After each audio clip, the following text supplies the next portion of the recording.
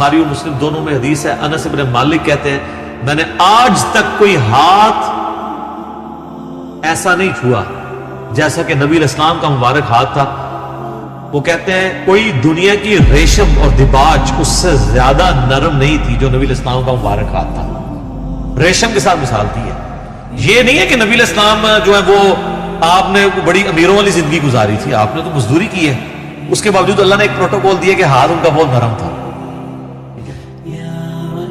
اسی بخاری مسلم کی حدیث میں آتا ہے کہ میں نے آج تک کوئی مشک اور عنبر کی خوشبو ایسی نہیں سونگی جو نبی علیہ السلام کے پسینہ مبارک سے اور آپ کے مبارک ہاتھوں سے آتی تھی. مسلم شریف میں حدیث ہے، ایک صحابی کہتے ہیں میں چھوٹی عمر کا تھا تو حضور نے ایک دفعہ میرے اپنا ہاتھ مبارک میرے سر پہ پھیرا تو کہتے ہیں مجھے لگتا ہے کہ آپ علیہ السلام نے ہاتھ مبارک کسی عطر دان سے نکال کے میرے سر پہ پھیرا ہے، اتنا خوشبودار تھا. تو آپ علیہ السلام کے پسینے سے خوشبو آتی تھی. بخاری مسلم دونوں میں حدیث ہے کہ ام سلیم کہتی ہیں کہ نبی علیہ السلام ایک دفعہ سوئے ہوئے تھے تو آپ کو سوتی ہوئی حالت میں بہت پسینہ آتا تھا. تو ایک کھلے برتن کے وہ لے کے آئیں، ایک کھلا برتن، اور نبی اسلام کے مبارک پسینے کو انہوں نے جمع کیا. حضور کی آنکھ کھل گئی، آپ فرمائے یہ کیا؟ ان کا جی اس طرح آپ کا پسینہ انتہائی خوشبودار ہے، ہم اس کو خوشبو کے طور پہ اپنی خوشبو میں ملا کے استعمال کرتے ہیں، اپنی خوشبو میں بھی خوشبو کرنے کے لیے. اور مسلم شریف کی ایک حدیث میں ہے کہ ایک عورت آئی کہ میری بچی کی شادی ہے تو میں آپ کا پسینہ لینے کے لیے آئی، ٹھیک ہے، خوشبو کے طور پہ. اچھا، وہ بخاری مسلم کی اس حدیث میں ام سلیم نے جب یہ جواب دیا تو حضور نے فرمایا تم نے اچھا کام کیا، یعنی آپ نے اس کی تعریف کی. پسینہ مبارک آپ کی تو ہر چیز ہی جناب کمال ہے، تو کس کس بات کا ذکر کیا جائے؟ میں گھنٹوں اس پہ فی الودی کئی احادیث بیان کر سکتا ہوں آپ کے تبرکات کے اوپر. صحیح مسلم میں حدیث ہے نبی علیہ السلام فجر کے بعد سخت سردیوں میں بھی جب نکلتے تو مدینے کے لوگوں نے اپنے غلام باہر کھڑے کیے ہوتے برتن اٹھا کے، آپ علیہ السلام ایک ایک برتن میں اپنا ہاتھ ڈالتے جاتے تھے برکت کے لیے. بخاری مسلم میں کتنی حدیثیں ہیں کہ نبی علیہ السلام وضو کر کے جب فارغ ہوتے تھے تو صحابہ کرام آپ کے وضو کا پانی اپنے چہرے پہ ملتے تھے. وہ ایک تشت میں آپ کو وضو کروایا جاتا تھا نا ایک برتن کے اندر، اس سے، اور جس کو نہیں ملتا تھا وہ دوسرے سے لے کے مال لیتا تھا برکت کے لیے. ظاہر ہے وہ تو برکت ہی ہے. یہ تو چھوڑ دیں تھوک مبارک کی کیا برکت ہے. بخاری مسلم دونوں میں حضرت علی کو اشوب چشم تھا غزوہ خیبر کے موقع پر، حضور نے جب بلایا تو ان کی تو آنکھیں بھی نہیں کھل رہی تھی، آپ نے مبارک لعاب لگایا تو شفا ہوگی. اشوب چشم ایک وائرل ڈیزیز ہے سر، میں اس کو بھگت رہا ہوں. 2016 میں بھی تھی، آج 2020 ہو گئے، میری آنکھیں دوبارہ ریکور نہیں اس طرح ہو سکی. تو ایک لمحے میں جناب اشوب چشم ختم ہو جائے، کیا ہی بات. پھر آپ نے مبارک ہاتھوں سے زیرہ باندھ کے تو خیبر کے لیے روانہ کیا، آپ کی مبارک تھوک کی برکت. اس طرح بخاری مسلم میں کئی احادیث ہیں کہ آپ نے اپنا نواب دان کسی کنویں میں ڈالا ہے، پانی اوپر آ گیا. کھانے میں ڈالا ہے، کھانا 10 بندوں کا تھا، 300 بندوں نے کھا لیا ہے اور اترے گا اتنا ہے، کام ہی نہیں ہو رہا.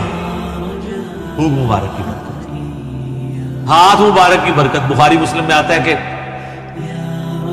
صلح حدیبیہ کے موقع پر سارے لوگوں سے پانی تھوڑا تھوڑا جمع کر کے ایک کٹورا جمع ہوا، نبی علیہ السلام نے اپنا ہاتھ اس میں رکھا، اس میں سے پانی کے چشمے نکلے. 1500 صحابہ نے، جابر بن عبداللہ کہتے ہیں، وضو کیا، پانی پیا، جانوروں کو پلا لیا اور اپنے مشکیزیں بھی بھر لی. تو تابعی کہتے ہیں کہ وہ پانی کتنا تھا؟ انہوں نے کہا وہ دیکھنے کو تو ایک کٹورا تھا لیکن حضور کی انگلیوں سے جو چشمے نکل رہے تھے نا وہ پانی اتنا زیادہ تھا کہ 1,00,000 بھی ہم ہوتے ہیں نا وہ پانی 1,00,000 کو بھی کفایت کرتا تھا. تو آپ کے مبارک ہاتھوں کی برکت تھی. صحیح بخاری میں آتا ہے ایک صحابی کی پنڈلی ٹوٹ گئی، نبی علیہ السلام فرمایا ٹانگ سیدھی کر، اپنا ہاتھ پھیرا. وہ کہتے ہیں اللہ کی قسم اس طرح ہوگی کبھی ٹوٹی نہیں تھی. حالانکہ سر پنڈلی ٹوٹ جائے نا اس کا کیورنگ پیریڈ 6 سے 8 ہفتے ہے اور سالوں اس کی احتیاط چلتی ہے، آپ دوبارہ نہیں وہ باندھ سکتے. اور صحابی کہتے ہیں مجھے یاد بھی نہیں ٹوٹی تھی. معجزہ. بخاری مسلم میں آتا ہے کہ ایک شخص نے جمعے کے خطبے کے دوران کہا یا رسول اللہ مویشی علاقوں کے دعا کریں بارش کے لیے. دعا کی، اسی ٹائم بارش شروع ہوئی، اگلے جمعے تک جاری رہی. اگلے جمعے وہی بندہ کھڑا ہو گیا کہ ہمارے گھر جو ہیں وہ اب پانی ان پہ ٹپکنے لگے، آپ بس یہ دعا کریں کہ زمینوں پہ سائڈ پہ ہو، گھروں پہ نہ ہو.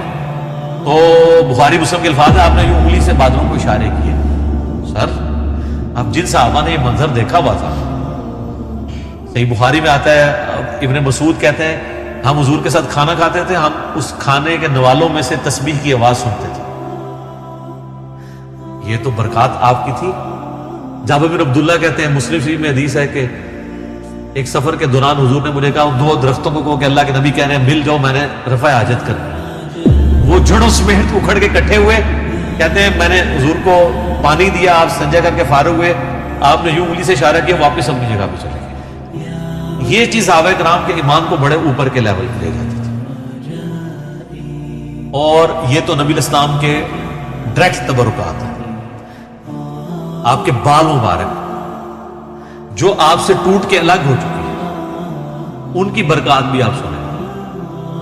صحیح بخاری میں آتا ہے کہ ام سلمہ نے حضور کے چند بال نکالے ایک ڈبیا میں سے، صحابہ ملاقات کے لیے گئے ام المومنین سے، ان کا یہ حضور کے بال ہیں، اور جب بھی کوئی بیمار ہوتا ہے تو محلے میں سے مجھے پانی کا برتن بھیج دیتا ہے، ہم اس میں گھول کے دیتے ہیں، شفا ہو جاتی ہے۔ حضور کی وفات کے بعد، اور بال مبارک تو پھر بھی جسم کا حصہ ہے، کرتا مبارک تو جسم کا حصہ بھی نہیں ہے، یہ تو الگ سے ایک چیز ہے نا۔ صحیح مسلم میں ہے کہ کسروانی تیالسی جبہ اسما ابن بنت ابی بکر نے حضرت عائشہ کی بڑی بہن نے نکالا اور کہا یہ رسول اللہ کا کرتا ہے، جس کے اوپر یہاں پہ گوٹ بھی لگی ہوئی تھی، کالے کلر کا تھا، بائی چانس آج میں نے بھی کالا کپڑے پہنے، یہ سنت ہے۔ تو وہ کہتی ہیں کہ حضرت عائشہ کی وفات کے وقت میں نے اپنی بہن سے یہ کرتا لے لیا، اور حضور اسے پہنتے تھے، اور ہم اس کا دھون مریضوں کو شفا کے لیے دیتے۔ یہ ساری آپ کی برکات ہے۔ آپ علیہ السلام ایز اے اسپیشیز انسان ضرور تھے، مرتبے میں اور کوالٹیز میں کوئی انسان ان کے برابر نہیں تھا۔ بخاری مسلم میں آتا ہے کہ آپ علیہ السلام پیٹھ کے پیچھے بھی دیکھ لیتے تھے۔ آپ نے فرمایا، بخاری مسلم کے الفاظ ہے کہ اپنی صفیں سیدھی رکھا کرو اور نماز خشوع و خضوع سے پڑھا کرو، اللہ کی قسم میں اپنے پیٹھ کے پیچھے سے بھی تمہیں دیکھ رہا ہوتا ہوں۔ انہیں حضور علیہ السلام کو پیچھے بھی نظر آتا تھا، آنکھ کے بغیر۔ یہ معجزہ ہے، یہ اللہ نے آپ کی اسپیشل پروٹیکشن کی بھی تھی، آپ پہ وہ پیچھے سے بھی حملہ نہیں کر سکتا تھا، آپ ہر طرف 360 ڈگری کا آپ کو ویژن ہر وقت نظر آتا تھا، یہ آپ کا معجزہ تھا۔ بخاری مسلم میں الفاظ ہیں، وہ کسوف کی نماز آپ نے پڑھائی، سورج گرہن کی، آج بھی میرا لگا ہوا تھا یہ 1-2 دن چلنا ہے، تو کسوف کی نماز پڑھائی، تو آپ نے نماز کے دوران کچھ قدم آگے کیے، پھر یوں ہاتھ بڑھایا، پھر واپس کھینچ لیا۔